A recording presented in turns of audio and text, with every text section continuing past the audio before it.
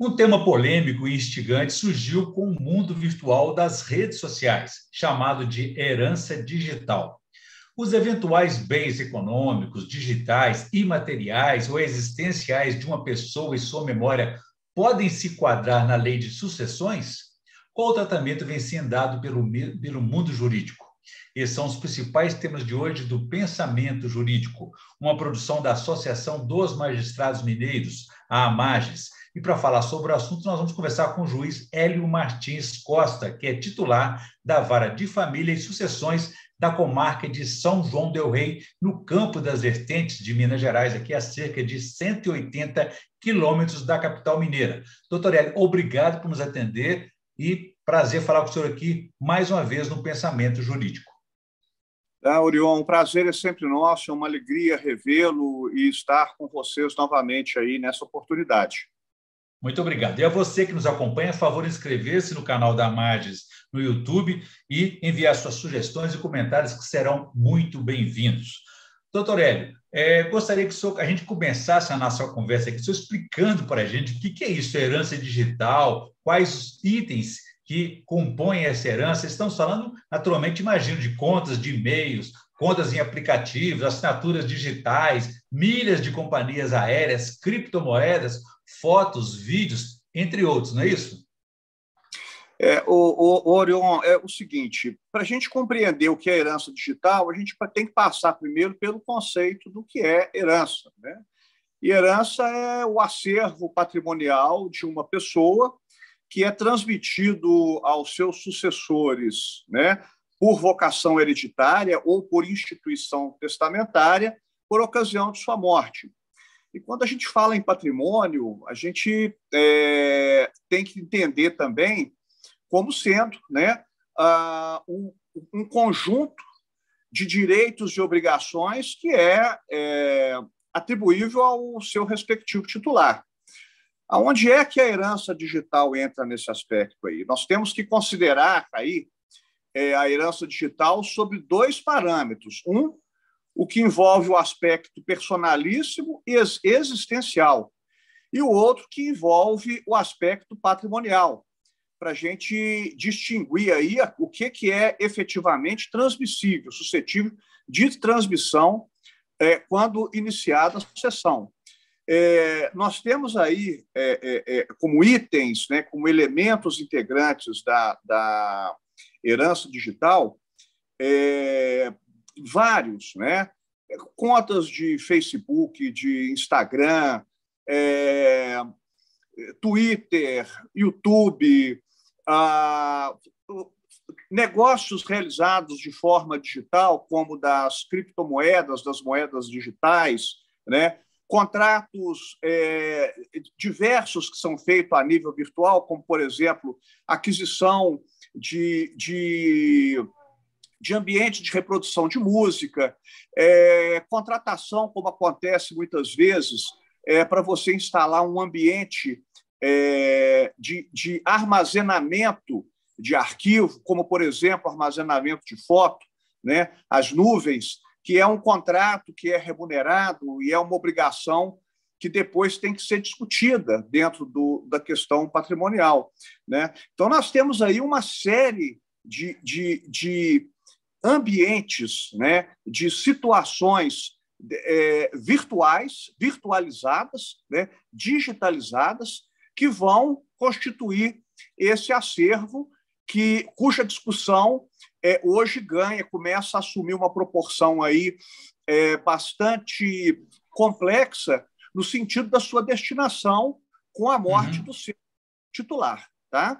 O senhor fez uma distinção aí sobre bens econômicos, materiais, imateriais. É importante essa definição aí para que o tratamento seja dado. Ele deve variar, se tem uma coisa, digamos, que tem um alcance no mundo real, com o mundo virtual. É perfeita essa distinção necessária? Eu penso que sim. Por quê? O que envolve essencialmente a transmissão hereditária, a sucessão hereditária, é o acervo patrimonial do extinto.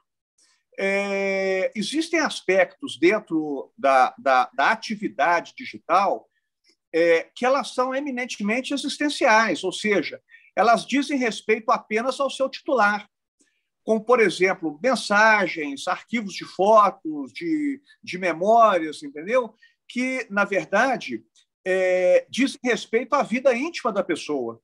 Então, sim, essa é uma questão que precisa ser muito bem pensada sobre o aspecto de transmissibilidade para que não se incorra na violação do direito e do princípio constitucional de sigilo de comunicação, que é próprio de questões dessa natureza.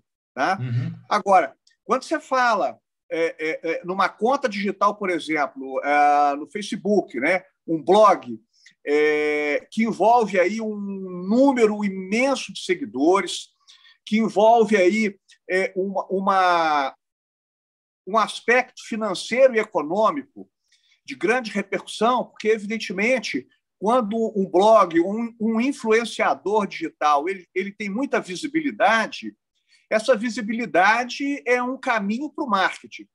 E o marketing é uma fonte de receita, é uma fonte econômica, ele gera uma repercussão econômica. Essa repercussão econômica, no momento da abertura da sucessão, que é com a morte do titular, ela precisa ser transmitida. Né? Então, isso é uma questão que precisa ser bem regulamentada, bem tratada, para que os sucessores tenham acesso a essa repercussão de ordem patrimonial, né? Ainda que na modalidade, como a nossa lei de sucessões estabelece a divisão patrimonial, observado aí, né, a ordem de vocação hereditária legalmente prevista na nossa legislação e a ordem de vocação também instituída pela destinação testamentária. A gente pode até esbarrar aí no direito autoral, né? Esses temas todos são tratados pela lei de sucessões, como o senhor colocou aqui há pouco, ou requer aí uma legislação específica sobre o tema, ou pode-se seguir, por exemplo, as regras das próprias plataformas? Esse é um outro aspecto que precisa ser muito considerado, porque quando você se instala dentro de uma plataforma digital, seja ela de que natureza for, Facebook, Instagram, Twitter e outras mais, o meu próprio WhatsApp, Telegram, nós aderimos a um contrato previamente estabelecido com o provedor da plataforma e com regras específicas, inclusive com regra para dar destinação àquela conta no caso do óbito do seu titular, né? Que a rigor seria a extinção da conta. Mas nós precisamos considerar aí, né, a solução dada nesses contratos que normalmente já são pré-estabelecidos pelos provedores, eles tratam de uma maneira muito simplista a questão do fim da conta digital. Né? Morreu o titular, a conta também é encerrada. Mas nós temos que pensar que existem contas que têm uma influência e uma repercussão econômica hoje muito grande. E eu vou até um pouco mais além. Além dessa repercussão só de ordem econômica, existem contas, por exemplo, de pessoas que têm uma vida pública muito intensa e dá publicidade, né? E essa publicidade da vida representa uma utilidade para outras pessoas que precisa ser visto, né? Como forma de armazenamento, de manutenção, como memória, né? Para ser consultada, para ser vista, para ser conhecida por outras pessoas que não tiveram acesso ou que desejam renovar seu acesso àquelas contas. Então, a gente precisa estabelecer bem aí, né, essas questões para também não adentrar ao ambiente da intimidade da pessoa, que é garantido constitucionalmente. E aí também existem graus de dificuldade. O senhor falou há pouco de pessoas públicas, famosas, celebridades. Um dos casos mais rumorosos recentemente, a cantora Marília Mendonça foi morta naquele acidente aéreo aqui em Minas Gerais, né? Ela era também um fenômeno nas redes sociais, com milhões de seguidores. Isso representava, ou ainda representa, muita fonte de dinheiro, de renda. Alguém pode administrar essa conta dela antes de qualquer pacificação no mundo jurídico a respeito disso? Olha, eu entendo nessa questão específica aí da Marília Mendonça, que vamos dizer assim, seria uma situação paradigma, né? E da mesma forma que ela, nós temos inúmeras outras celebridades cujas contas têm uma repercussão econômica muito grande, têm um acesso muito grande, ela exerce uma influência muito grande junto aos seus seguidores, ou seja, existe uma utilidade, né, na rede social que ela criou. Tanto do ponto de vista econômico quanto do acesso, eu entendo que isso teria que ser solucionado dentro do ambiente do processo de sucessão, de transmissão dos bens dela para os seus herdeiros, né? Como herança, não é isso? Como herança. Ainda que tenha que ser nomeado, por exemplo, um administrador para essa conta, ou por consenso dos sucessores, ou por indicação do juízo, e eu diria que não para continuar criando, que criar é um ato próprio, é um ato personalíssimo dela que não mais existe, né? Mas gerenciar os acessos, né, e o aporte econômico que essa plataforma, né, que essa conta digital proporciona, porque esse efeito econômico também ele há de ser transmitido aos legítimos sucessores dela. Uhum. Isso poderia ser facilitado se a pessoa tivesse em vida planejado, por exemplo, um testamento, né? E facilitaria a vida de todo mundo. Mas enquanto isso não acontece, né, a quem cabe essa decisão de manter ou excluir o perfil de uma rede social? A própria plataforma pode tomar essa decisão? Olha, o que acontece hoje, do ponto de vista contratual, junto às plataformas digitais, aos provedores, né, com a extinção do titular da conta, né, há a extinção também da conta. Noticiada a extinção do titular, há também a extinção da conta. Agora, essa é uma regra geral que eles aplicam do ponto de vista contratual, mas nós precisamos olhar um pouco mais além, né? Precisamos olhar um pouco mais além, que é a questão da repercussão patrimonial dessas contas digitais, né? Que aí o interesse dela, para os sucessores, é o aspecto econômico. E, às vezes, o aspecto da própria memória, né? da retratada e registrada ao longo do tempo de existência dessas contas. E um outro aspecto que precisa ser visto também são os outros interesses, né? Que estão correlacionados e coligados a essa conta. Como, por exemplo, aqueles que patrocinam, que participam com marketing dentro do conteúdo dessas contas e geram uma expressão econômica, geram um patrimônio, um valor agregado a essas contas que, evidentemente, haverá de ser percebido, né, pelos sucessores do extinto, né, da pessoa, do titular falecido.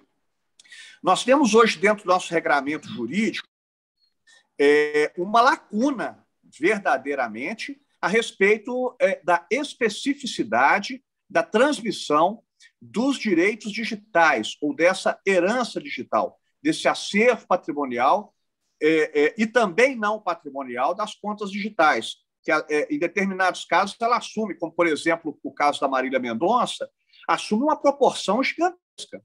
Então, isso precisa ser muito bem visto. E nós temos hoje, regulando situações, né, de ordem digital, né, a Lei 12.965 de 2014, que disciplinou o Marco Civil da Internet. Mas essa lei não fala sobre sucessão hereditária no que diz respeito a esse acervo patrimonial digital. Uhum. E temos, mais recentemente também, a Lei Geral de Proteção de Dados, né, que envolve, né, até atendendo ao princípio constitucional do sigilo, né, das informações pessoais, que está lá no artigo 12, no inciso 12 do artigo 5º da Constituição Federal, né, que é a Lei 13.709 de 2018, que é a Lei Geral de Proteção de Dados. Mas elas em si não cuidam, não tratam dessa questão da transmissão da herança digital, que é uma questão que nós estamos ainda, que ainda vai ser muito trabalhada dentro dos tribunais, muito discutida, para ser aperfeiçoada até que surja uma legislação capaz de discipliná-la com efetividade. Específica, né? Enquanto isso não acontece, doutor Hélio, isso que o senhor falou, então, do Código Civil, Marco Civil da Internet, Código de Defesa do Consumidor, Direito Autoral, Lei Geral de Proteção de Dados, essas normas podem dar uma referência para casos, então, de orientação de julgamento e decisão? No aspecto geral, sim, né? Porque até no que diz respeito, por exemplo, à questão da proteção de dados, a regulação da utilização da internet, ela envolve muito aspectos da vida pessoal. A herança digital não pode representar, digamos assim, uma devassa na intimidade da vida do falecido, né?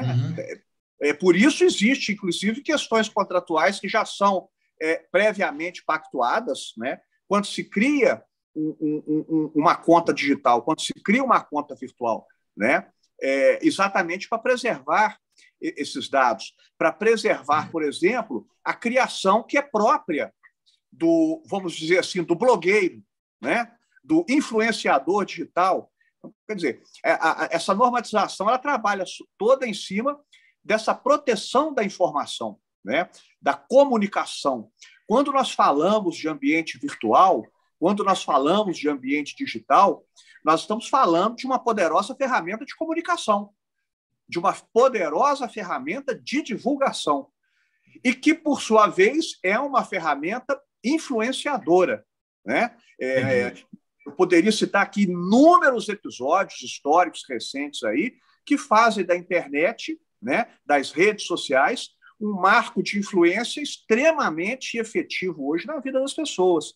Então, é preciso essas legislações, essas leis até aqui criadas, né, de direito autoral, de proteção geral de dados, o marco geral da internet, todos eles são parâmetros para que nós, com o regramento que nós dispomos hoje com relação ao direito sucessório, possamos trabalhar com o mínimo de segurança jurídica, né, e eu diria mais ainda, né, os princípios constitucionais, né, que são informadores do nosso regramento jurídico como um todo, né, o princípio da dignidade humana, o princípio do sigilo das comunicações, para que tudo isso possa ser usado, né, para contrabalançar aquelas decisões, né, orientar as decisões que vão destinar a herança digital aos seus legítimos sucessores, sejam eles os legalmente instituídos, né, por lei, ou aqueles instituídos na sucessão testamentária.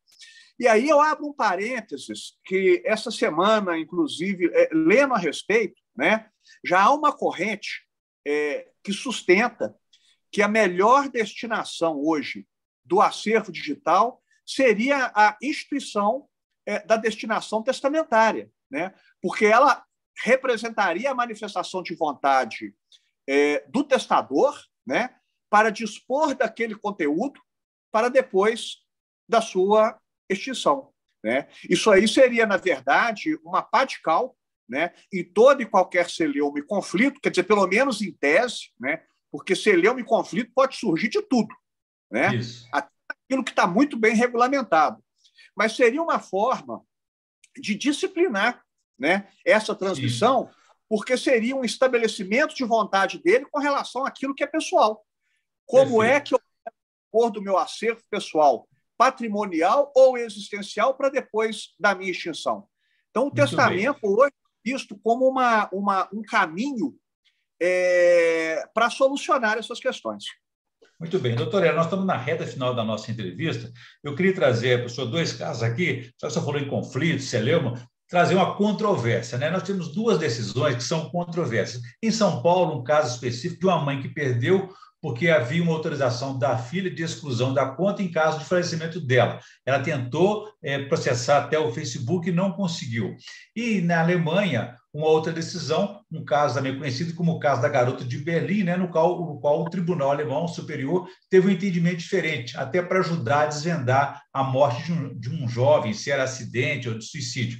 Como é que o senhor avalia esses dois casos?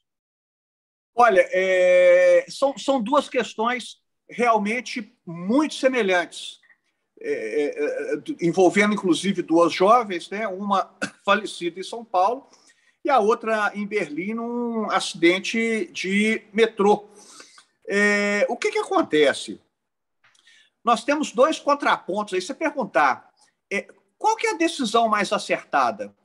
Eu acho muito complicado você fazer uma comparação, como a que eu tive a oportunidade de conhecer a respeito do caso, porque nesse caso aqui de São Paulo, que é recente, agora de 2021, tanto o juízo de primeiro grau quanto a turma do tribunal que confirmou a decisão se baseou naquele contrato que é feito entre o criador da conta e o provedor, né? Em que, no contrato, ele está manifestando sua vontade pela extinção da conta a partir do momento do seu óbito. Então, ali se cumpriu pura e simplesmente o contrato, né? O titular da conta veio a óbito e foi encerrado. Nesse caso, inclusive, foi pedido dano moral por conta da extinção da conta de uma forma para os sucessores de uma forma abrupta, para o provedor em cumprimento de uma disposição contratual que havia sido previamente pactuada, né? Então, o tribunal reconheceu a validade dessa condição contratual, né, e validou a extinção da conta. No caso lá da menina de Berlim, eu penso que envolveu ali um aspecto muito peculiar, que seria exatamente verificar, através dos aspectos da vida íntima da falecida, da extinta, né, elementos que pudessem justificar, e esse foi o fundamento lá da decisão, que pudessem justificar o caso do óbito dela, né? Porque havia uma distinção entre ter sido um acidente ou um suicídio, né? Então, a análise das contas dela, do ambiente digital onde ela atuava, né, onde ela mantinha a conta, poderia fornecer elementos, esse foi o fundamento da decisão, elementos para que se pudesse ampliar as investigações e estabelecer aí, né, espancar, vamos dizer assim, essa dúvida com relação à motivação, ao que realmente levou ela ao óbito. Se um trágico acidente ou se o ato não teria sido um suicídio, né? Mas aí envolveu também um aspecto de se permitir adentrar aspectos da vida íntima e da vida particular dela, né? Eu acabei de falar aqui que nós temos que ter um cuidado muito grande com essa questão de rede social, né? Porque enquanto a pessoa está ali podendo gerenciar, ela dispõe o que é público, o que não é público, o que ela permite o acesso e o que ela não permite o acesso. A partir do momento que ela faleceu, quem é que vai dispor sobre essa publicidade ou não? A publicidade não autorizada constitui modalidade de violação de um preceito constitucional, né, que é o do sigilo das comunicações, o da intimidade, o da própria dignidade da pessoa humana. Então, essa situação precisa ser muito bem temperada, muito bem conduzida, né? Agora, a questão da decisão de São Paulo, eu acho que ela cria um paradigma? Não, eu acho que ela não cria um paradigma, né? Para situações assemelhadas àquela, tudo bem, mas eu acho que nós podemos encontrar situações em que, às vezes, adentrar a conta e a intimidade da pessoa vai permitir revelar situações que, às vezes, sejam de interesse coletivo, né? Então, são dois casos paradigmáticos, né, que abrem um caminho para reflexão permanente a respeito dessas questões da reserva e da vida existencial das pessoas, né, e da acessibilidade delas. Muito bem, é um desafio muito grande aí para o judiciário, para os próximos tempos aí, né? Bom, o nosso entrevistado, o juiz Hélio Martins Costa, ele é autor do livro Lei dos Juizados Cíveis, né? Anotada e suas interpretações jurisprudenciais pela editora Del Rey. É também professor licenciado da Faculdade de Direito Unipitã, Universidade do Presidente Tancredo Neves, aí de São João del Rei. Doutor Hélio, a gente sempre, no final do programa, a gente pede a indicação de leitura para a nossa audiência. O que o senhor tem para nós, por favor? Eu gostaria de indicar aqui um livro que, ao longo da minha vida, foi o que mais me tocou, que se chama, eu acredito muitos conhecem esse livro, chama-se Médico de Homens e Almas, escrito pela escritora britânica Taylor Cadwell, que conta sobre a vida de São Lucas, né? É um livro em que ela levou 46 anos para concluir toda a pesquisa histórica que ela fez e dar o contorno romanceado para a obra, né? Por que eu gosto muito desse livro? Porque esse livro fala muito de misericórdia e esperança, né? E eu penso que toda pessoa, de uma maneira geral, precisa viver a experiência da misericórdia, a experiência da esperança, né? No contato, no dia a dia com o seu semelhante, né? Todos nós temos um potencial enorme de alimentar a esperança do nosso semelhante, de realizarmos atitudes, gestos que representem essa misericórdia, que vai ter uma repercussão muito grande na vida das pessoas. Então, esse livro é um grande ensinamento, para mim, foi um grande ensinamento desses dois sentimentos, né? de esperança e de misericórdia, né? Não se precisa alcançar um objetivo para representar utilidade na vida das pessoas. Boa indicação, com certeza, e a escritora parecia que estava presente naqueles momentos históricos, falando de um discípulo que também não conheceu Jesus Cristo. Então, é muito interessante essa experiência, essa transcrição que ela faz, essa história de São Lucas, né? Muito bem. Doutor Hélio, eu conversei aqui com o doutor Hélio Martins Costa, que é titular da Vara de Família e Sucessões da Comarca de São João del Rei, no Campo das Estentes, e discutimos aí sobre esse tema polêmico e instigante que surgiu com o mundo virtual das redes sociais, chamado, então, de herança digital. Doutor Hélio, muito obrigado pela entrevista, foi um prazer falar com o senhor aqui novamente. Orion, eu que agradeço a oportunidade, estou sempre à disposição, dentro aí dos limites do meu conhecimento, a compartilhar ele com os amigos. E uma honra sempre muito grande participar do seu programa, tão bem conduzido, tão útil, com uma repercussão sempre muito boa. Grande abraço a você. Muito obrigado. Bom, e a você que nos acompanhou até aqui, pode ver e rever essa entrevista nos canais da Marges, no YouTube, nas redes sociais e também no site da associação. Ficamos por aqui. Obrigado e até a próxima.